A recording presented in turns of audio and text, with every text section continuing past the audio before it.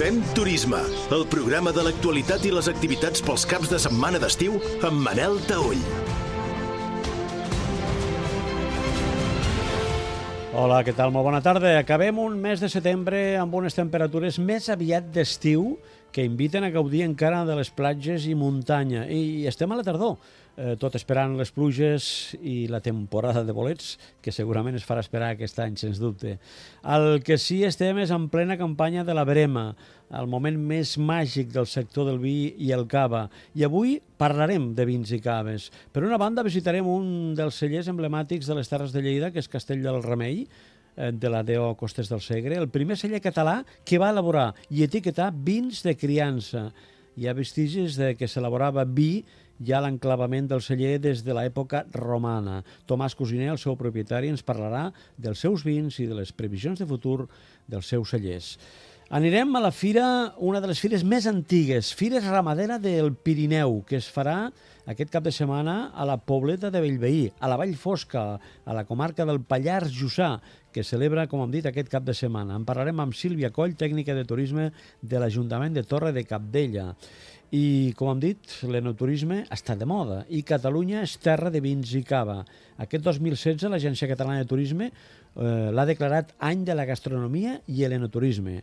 Avui visitarem les caves de Codorniu, al Penedès, amb Eva Guilera, responsable de desenvolupament d'enoturisme. Parlarem del temps per al cap de setmana, com sempre ho farem amb Oleguer Vilella, i tot sota l'assistència tècnica d'Alfons de Ros. Fem turisme, l'actualitat i les activitats pels caps de setmana d'estiu amb el patrocini de l'Agència Catalana de Turisme. Razones certificadas 99% Vall d'Aran. Las aguas del glaciar de Laneto ven la luz en el Suels de Jueu, el mayor dominio esquiable de los Pirineos en Baqueira Beret. Masajes de caviar solo en las termas de la Baronía de Les. Las 7 capillas que salvaguardaron Bosost de la peste, el bien y el mal. El Lid, la esencia de la mostra gastronómica de la cudina aranesa de Tardú. Algunas razones para venir, muchos más motivos para volver. 973 640110. Tu teléfono de turismo Vall d'Aran. turismearan.org, la web turística de Aran. Catalunya és terra de vins i cava i el maridatge entre gastronomia i enologia és un dels grans atractius de la nostra destinació, que compta amb 11 denominacions d'origen vinícoles a la denominació d'origen cava. L'Agència Catalana de Turisme està treballant per convertir tota aquesta oferta en una via perquè els visitants puguin descobrir Catalunya i també a partir d'experiències enoturístiques. I per això es va crear el programa Enoturisme Catalunya, amb l'objectiu això de promoure i donar suport a la comercialització de l'oferta turística catalana vinculada al enoturisme.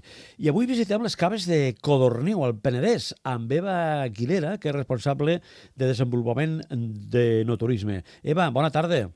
Hola, molt bona tarda, Manel. Què tal? Enoturisme Codorniu, marca de cava de fama mundial i celler mostra del modernisme català. Això ja, per començar, és una bona senyal, Sí, senyor. La veritat és que tenim uns edificis que són una joia del modernisme i és un goig poder ensenyar i que els visitants disfrutin d'aquestes petites joies que tenim aquí a la nostra terra. Codorniu és tota una institució en el món del enoturisme i dels cellers. Codorniu compta amb molts anys d'història i les seves edificacions, ja vam dit, que són obra de l'arquitecte Puig i Cadafalch, i van ser declarades bé d'interès cultural, monument històric artístic, l'any 1976. Correcte. Són tota una mostra del modernisme català. Per cert, Codorniu porta ja temps amb aquesta iniciativa de l'enoturisme?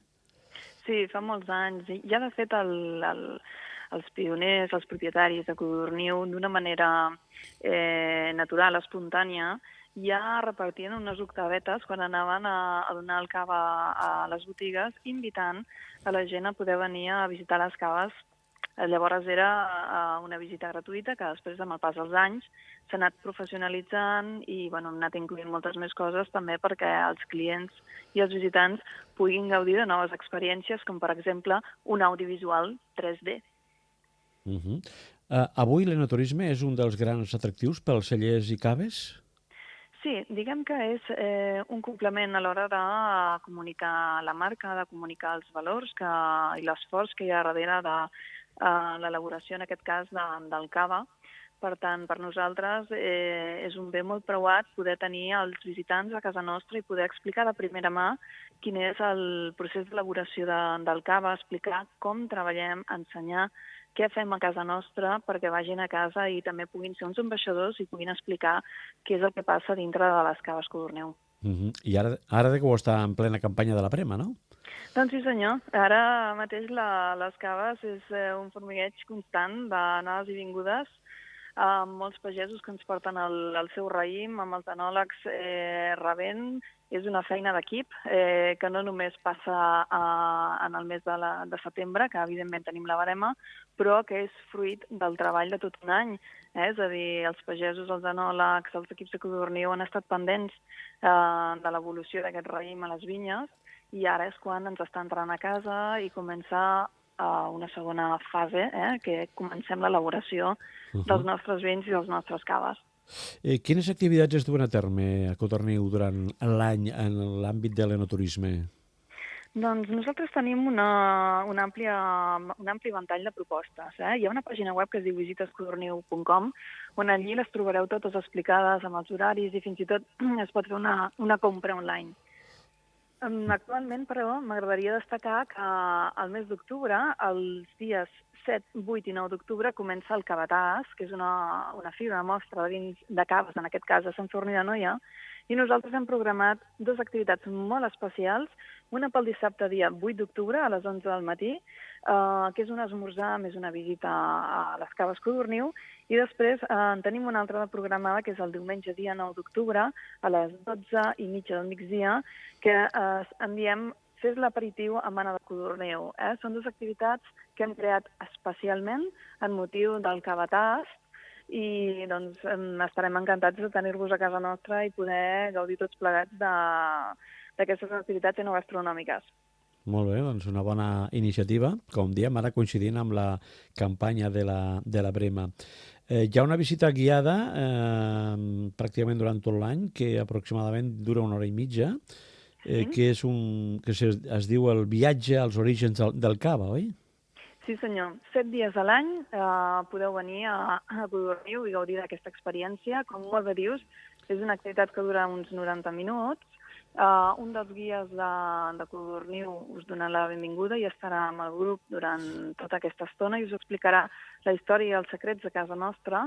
I per fer-vos un tastet, començarem amb una rebuda a la Catedral del Cava, a la Sala Puig i Cadafalch. Posteriorment veurem aquest audiovisual en 3 dimensions que ens explicarà què passa a la vinya durant tot un any. Ens posarem aquestes ulleres tan fantàstiques i veurem què passa a la vinya. I posteriorment agafarem un trenet, descobrirem tots els jardins i tots els edificis modernistes de Codorniu. Posteriorment ens n'anirem al museu, veurem una exposició de maquinària i anirem fent un descens cap a les caves per arribar finalment a un tour molt esperat, que és que agafem un altre trenet i descobrim les galeries, les caves subterrànies, que us haig de dir un petit secret. Penseu que hi ha més de 30 quilòmetres de passadissos plens de botelles de cava que us esperen per gaudir d'aquesta activitat. I això sí, acabarem amb un brindis final i una degustació amb 2 copetes de cava.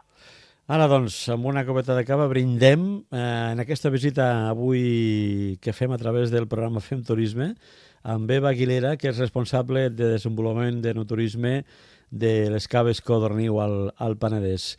Eva, gràcies per acompanyar-nos avui també al programa i enhorabona per aquesta gran iniciativa de l'enoturisme. Un plaer, com sempre, us esperem a Codorniu, les portes estan obertes. Fins aviat. Bona tarda. La Vall de Boí, on els Pirineus toquen el cel. Amb l'únic parc nacional de Catalunya, Aigüestortes, un romànic patrimoni de la humanitat per la UNESCO, les aigües termals del balneari de Caldes de Boí, l'estació d'esquí més alta dels Pirineus catalans, una bona gastronomia i una àmplia oferta d'activitats. Vall de Boí, on els Pirineus toquen el cel. Fem turisme! I ja com hem dit, anirem avui a la fira, a una de les fires més antigues ramaderes del Pirineu. És concretament la Fira Ramadera de la Pobleta de Bellveí, a la Vall Fosca, a la comarca del Pallars Jussà, que celebra aquest cap de setmana. Avui en parlem d'aquesta fira tan tradicional amb Sílvia Coll, que és tècnica de turisme de l'Ajuntament de la Torre de Cabdella. Sílvia, bona tarda.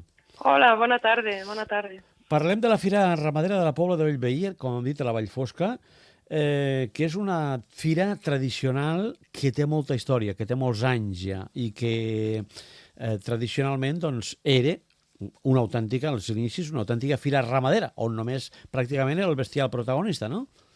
Sí, era una de les primeres fires, de fet era la primera fira, i justament aquí s'establien els preus de venda del bestiar.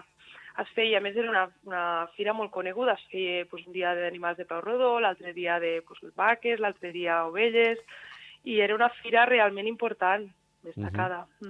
Una fira que aplegava gent i comerciants i visitants pràcticament de tot l'estat espanyol, quasi, podríem dir, no?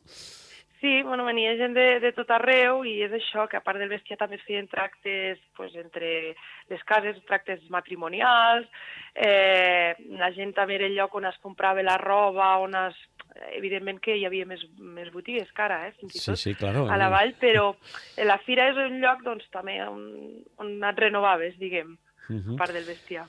Bueno, aquesta fira amb els anys ha anat canviant, però continua sent fira ramadera, eh?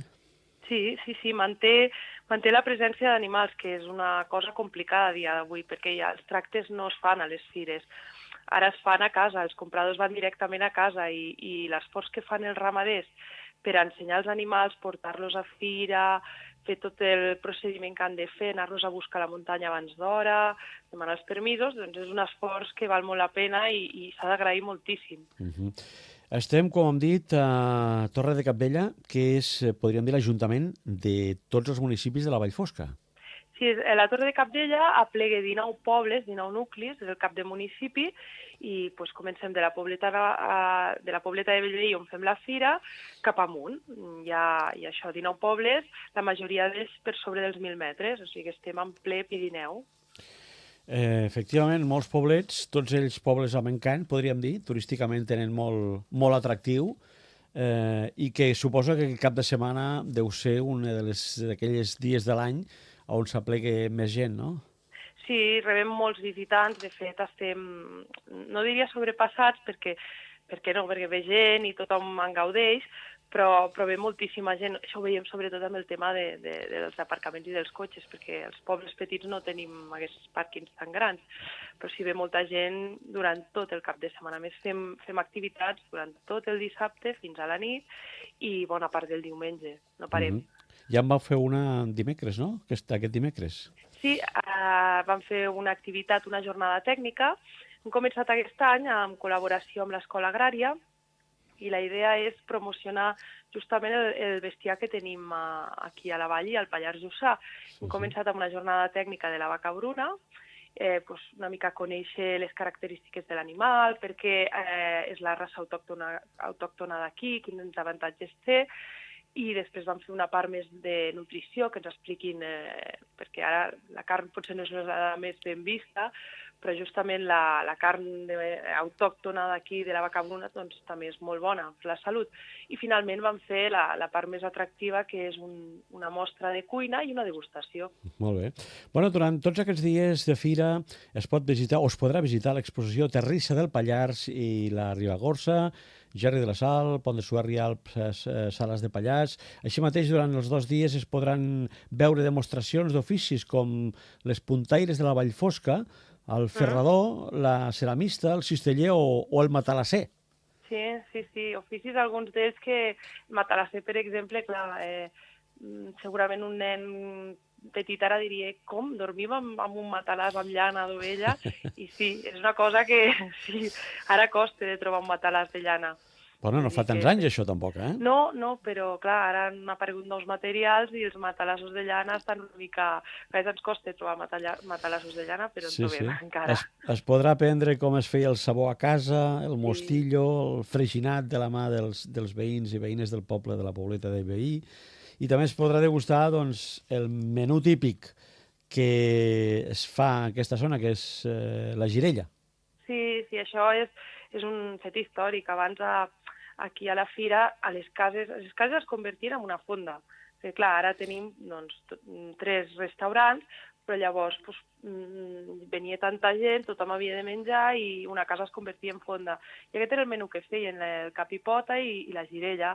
També es fa carn de corder, escudella, però es pot menjar això durant tot el cap de setmana i de fet molta gent ve també per això. La gastronomia és un element clau. Evidentment, clar que sí. I té la seva història, la seva tradició, aquesta cuina de la comarca, i concretament de la Vall Fosca. Bueno, doncs seran 2 dies interessants, dissabte i diumenge, eh?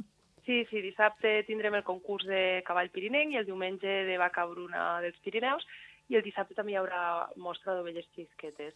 O sigui que, sobretot per la gent que potser no és tan de muntanya i no està tan acostumada a veure el bestiar, doncs és una bona oportunitat per veure'ls també com els passegen i per conèixer les races. Perfecte, doncs per fer una escapada d'un cap de setmana és una bona proposta. Sílvia Coll és la tècnica de turisme de l'Ajuntament de Torre de Cabdella. Gràcies per estar amb nosaltres i esperem que sigui tot un èxit aquesta nova edició. Que data la fira, més o menys? Teniu dades de quan arranca aquesta fira? Dades exactes no. Sabem que al 1800 ja es feia la fira, però és probable que fos fins i tot abans. De fet, no ho tenim documentat i és una tasca que també haurem de fer. Efectivament. Bé, doncs vinga, d'entrada que disfruteu d'aquest cap de setmana amb aquesta nova edició de la Fira Ramadera de la Pobleta de Bellvei aquí a la Vall Fosca. Moltes gràcies, Manel. Fem turisme, l'actualitat i les activitats pels caps de setmana d'estiu. Aquesta setmana, Tomàs Cosiner ha presentat una selecció dels seus vins i el Castell del Remei com a referència històrica i que compta, a més, amb el celler de Cérvoles, a la Pobla de Cérvoles, i el Vilosell a les Garrigues i també a la Conca de Barberà, concretament amb el Cara Nord.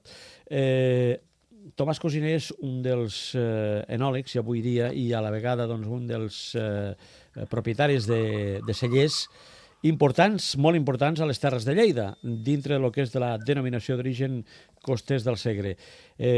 Tomàs Cosiner diu que un 40% de la brema d'aquest any serà ja de producció ecològica i ara en parlem amb ell de totes aquestes iniciatives i en aquest cas també, com hem dit a la presentació, de totes aquestes marques, en aquest cas que engloben tot aquest producte. Tomàs Cosiner, què tal? Bona tarda. Bona tarda, com estem?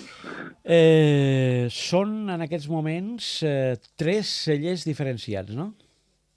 Sí, tenim 3 cellers a lo que és Costers del Segre, a lo que és la denominació d'origen, i després tenim un celler també, un projecte vitivinícola a Conca de Barberà. És diferents exclusivitats de diferents territoris, de diferents paisatges, 3 bodegues dins de la mateixa denominació, però de molt diferent concepte, i que realment pretenem que siguin líders amb el que és la qualitat dels vins i amb la iniciativa de portar el vi de Lleida el més lluny possible. En aquests moments estem parlant ja d'unes 165 hectàrees de les seves vinyes que té entre els 3 punts aquests, oi? Sí, nosaltres en aquests moments disposem de 150 hectàrees a la muntanya, per sobre dels 650 fins a 800 metres, important per la frescor i per la més doblor que té de pell i per la concentració tànica que té en quant a color, i després disposem de 15 hectàrees al mateix Castell del Remei, dedicades a la seva majoria a la producció de blancs. Castell del Remei és tot un referent històric. Si no vaig mal encaminat, va ser el primer celler català que va elaborar i etiquetar vins de criança.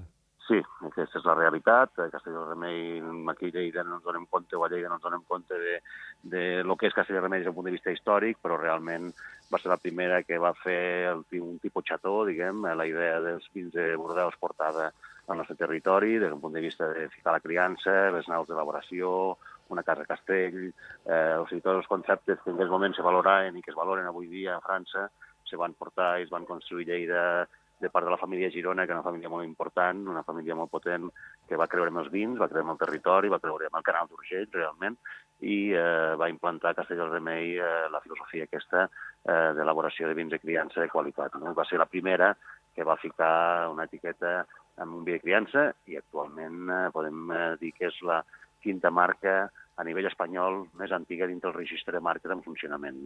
Els primers indicis documentats d'elaboració de vi al molí de la seva propietat són de l'any 1780. Sí, això és, evidentment, podem parlar de que des del temps dels romans s'elaboren vins en aquesta zona perquè hi ha indicis, però realment quan, diguem, a l'època moderna o en una època podem parlar que a partir de 1780 tenim indicis d'elaboració de vins dintre del que era l'antiga casa de Castell del Remei. Tomàs, Castell del Remei comença una nova etapa amb Tomàs Cosiner al capdavant com a propietari i a la vegada compta també amb una nova direcció molt professionalitzada, no? Bueno, Castell del Remei, evidentment, ja té un recorregut, és una bodega molt ben implantada, molt ben considerada, amb una marca molt consolidada dintre de lo que és sobretot el mercat català. Barcelona crec que probablement sigui les marques més reconegudes a nivell de restauració. Per tant, nosaltres tenim el repte de continuar amb aquesta feina, de millorar-la si és possible, de ficar nous vins al mercat i de dinamitzar tot el que és Castell del Remei des d'un punt de vista de marca i des d'un punt de vista de localització, des d'un punt de vista de lo que és l'aspecte turístic o l'aspecte d'espai, que és Castell del Remei, que és un espai per visitar, que és un espai per vindre a veure, per estar-s'hi, hi ha un restaurant, hi ha la bodega, i volem ficar en valor tots aquests diferents motius perquè la gent ens vingui a visitar, que conegui el que és Castell del Remei des d'un punt de vista de colònia agrícola, de colònia històrica, i donar valor a la marca no sols a nivell nacional, sinó també a nivell d'exportació. Bueno, del Castell del Remei, entre altres, es pensa tirar endavant un centre d'interpretació musealitzat que podria contar amb la història d'aquest indret turístic de la demarcació de Lleida, com és el Castell del Remei, no? Sí, de fet, jo crec que és important que un lloc històric com Castell del Remei de donar-li valor, d'ensenyar i no perdre aquesta memòria històrica, sinó tot al contrari, recuperar-la. Estem fent un treball des de fa un parell d'anys de recuperació de la memòria històrica a través de la gent que hi va viure. S'ha de pensar que és un lloc que era un poble, hi vivien prop de 500 persones, un lloc on va ser empresa pionera des d'un punt de vista de l'agricultura, de la nova agricultura de principis de segle, de lo que és la industrialització de l'agricultura. S'ha considerat al seu moment com a colònia agrícola i nosaltres el que volem fer és ficar en valor totes aquestes dades i tots aquests documents i tota aquesta museïtzació que podem fer en els propers anys, no? Molt bé. Bueno, com dèiem abans, com dèiem a l'inici, no? Celler ara, els cellers de Tomàs Cosiner doncs engloben, ja hem dit, el Castell del Remei, tenim també el celler de Cérvoles, a la Pobla de Cérvoles, Vilosell, les Garrigues, i també a la Conca de Barberà. Sí, de fet, sempre hi ha el món del vi està molt dinàmic, sempre hi ha oportunitats, noves denominacions d'origen, nous vins, no parem mai, vull dir, la veritat és que sempre estem pensant que podem fer millor, que podem incrementar, el món de l'enologia està en un moment espectacular, el repte és gran perquè cada vegada més nous cellers, la veritat és que la gent ho està fent molt bé, el vi cada vegada és millor a nivell general i el repte cada vegada és més gran, però és un món molt maco, molt divertit, molt apassionant. Crec que és un dels mons més apassionants que hi ha dintre de l'agricultura i això ens fa, diguem, ens dona forces de cara a fer més gran, si és possible, Castell del Remei i a donar més qualitat als vins i a pujar més dintre del que és el rànquing, diguem, els rànquings que es parla del món del vi, perquè realment crec que Lleida es mereix aquest reconeixement, que ja els té en molts aspectes, i que a futur cada vegada anirà més, no? Pues efectivament, sí senyor. És una marca que inclou dintre de la DO Costes del Segre, els vins de Tomàs Cosiner. Doncs enhorabona per aquesta gran iniciativa i, com diem, molts èxits en aquest gran projecte, o ja és realitat, d'aquests cellers que ara està gestionant Tomàs Cosiner. Pues, moltíssimes gràcies. La veritat és que nosaltres el que esperem és donar plaer a la gent que confia en els nostres vins. És el principal objectiu, fer els vins que siguin cada vegada més interessants i que realment dintre aquesta dinamització que hi ha al món del vi siguem una part que puguem incrementar tot això i fer-ho més valuós. Gràcies, Tomàs Cosiner. Bona tarda i gràcies per acompanyar-nos avui aquí al programa Fem Turisme Ser Catalunya. Gràcies a vosaltres. Un día relajante o una escapada antiestrés y en plena naturaleza. Tu próxima parada es la Estación Termal de Caldas de Boí, un centro termal único, donde disfrutarás de completos programas de salud, adelgazante, respiratorio, cardiovascular. En la Estación Termal de Caldas de Boí, sumérgete en piscinas a diferentes temperaturas o en el circuito termal nocturno la noche de los sábados. Y en el restaurante, déjate seducir por una cocina de altura con los mejores productos de la tierra. Para más información, entra en caldesdeboí.com. Previsió meteorològica pel cap de setmana. Com sempre, parlem del temps aquí a l'Espai Fem Turisme i, com sempre, amb Oleguer Vilella, que ens portarà la previsió del temps i a la vegada també parlarem una mica de com ha estat aquest estiu i com encarem aquesta tardor. Sens dubte, les dades són molt significatives. S'ha dit per activa i per passiva que l'estiu ha estat sec i calorós arreu i que hem començat la tardor també amb temperatures més altes de la normal per l'època de l'any en què estem. Oleguer Vilella, bona tarda. Hola, què tal? Molt bona tarda. Bueno, acabem d'entrar a la tardor, pràcticament, però veig que això encara amb temperatures podríem dir quasi d'estiu. Doncs bé, sí, fa pocs dies que hem entrat a la tardor. La situació al principi de la tardor doncs, va canviar una miqueteta, va semblar que les temperatures anaven una miqueteta més cap a la baixa, però bueno, ara mateix doncs, estem vivint una situació amb unes temperatures força càlides, unes mínimes que s'han recuperat en relació a les que vam estar vivint la setmana passada, i bé, doncs, venim d'un estiu força calorós, amb temperatures molt elevades arreu i també amb una sequera força notable, amb una pluviometria molt baixa. Hem de veure què tal es desenvoluparà aquesta tardor. De moment, pel que sembla, la tònica d'aquesta tardor probablement seria també una tardor força calorosa, amb unes temperatures bastant suaus i pel que sembla la precipitació tampoc acaba d'arribar. En fi, totes aquestes previsions estacionals sempre són complicades i haurem d'anar seguint la situació dia a dia. De moment, per aquest cap de setmana sembla que seguirem amb el temps estable i tranquil, l'ambient assolellat, les temperatures mínimes a primera hora de matí doncs que seran baixes, però al centre del dia, un altre cop amb la presència del sol, no és d'estranyar que a la Catalunya interior es pugui arribar als 30 graus i fins i tot també a la zona de la costa. Molt bé, per tant, podríem dir que el cap de setmana, de moment, el tenim amb algun xàfec més probable dissabte cap a zones de muntanya? El cap de setmana serà tranquil, algun xàfec probable el dissabte cap a les zones de muntanya, com bé tu comentes, Manel. No hem de deixar de banda que aquests xàfecs continuen sent tempestes i les tempestes doncs, tenen la particularitat que descarreguen allí on descarreguen i poden descarregar amb força. Per tant, la gent que es desplaci cap a la muntanya, això sí que ho tindrà que tindre present, se poden formar tempestes, però les temperatures seran agradables. Estarem parlant de temperatures massa altes per l'època de l'any en la qual ens trobem a tot el territori català.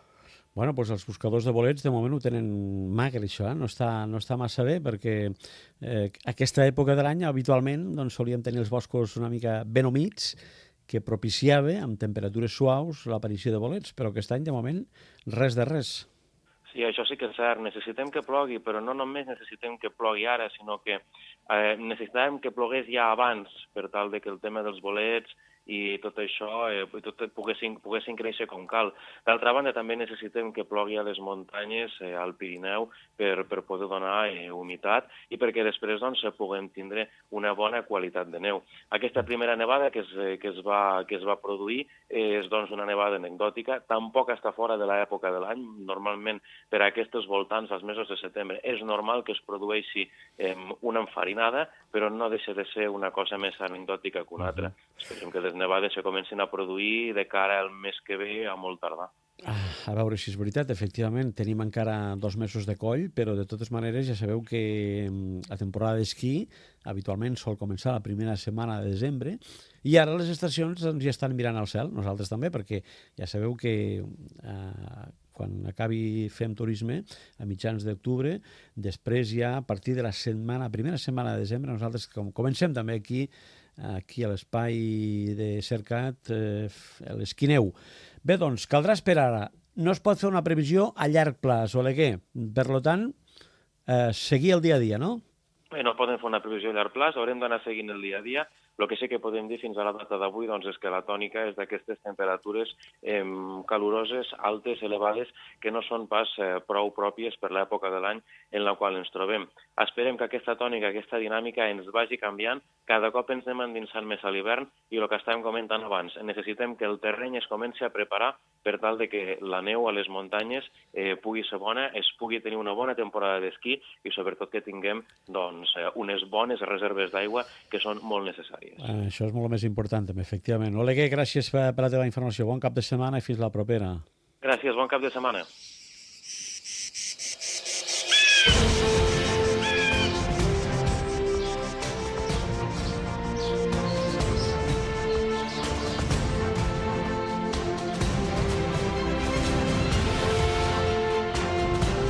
Amb la informació del temps posem punt i final en aquesta edició del programa Fem Turisme cada setmana aquí a ser.cat. Nosaltres tornem la setmana vinent. Bona tarda.